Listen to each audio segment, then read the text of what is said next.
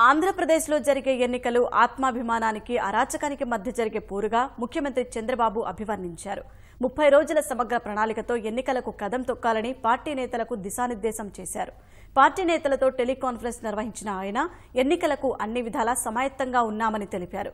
ఎంత సన్నద్ధంగా ఉన్నా అవతలి పార్టీ నేర చరిత్ర కలిగిన పార్టీ అని అప్రమత్తంగా ఉండాలని క్యాడర్కు సూచించారు. మీ భవిష్యత్తు నా బాధ్యత అనే నినాదం రాష్ట్రమంతా మార్మోగాలని పిలుపునిచ్చారు. మిమ్మల్ని జైలుకు పంపే భరోసా నాది అనే నినాదంతో జగన్ ఉన్నారన్న చంద్రబాబు ఇప్పటికే చాలా మందిని జైలుకు పంపారని గుర్తు చేశారు.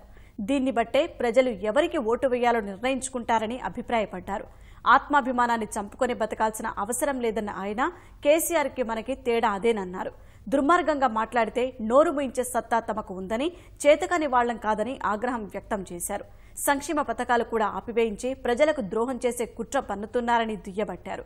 దీనిని సమర్థంగా ఎండగట్టాలని సూచించారు. మేలో జరగాల్సిన ఎన్నికలను నెల రోజుల ముందుకు తీసుకురావటాన్ని సంక్షోభంగా భావించరాదని, దీనినే అవకాశంగా మలుచుకోవాలని పిలుపునిచ్చారు. తెలుగుదేశం గెలుపు ఎవరూ ఆపలేరని ధీమా వ్యక్తం చేశారు.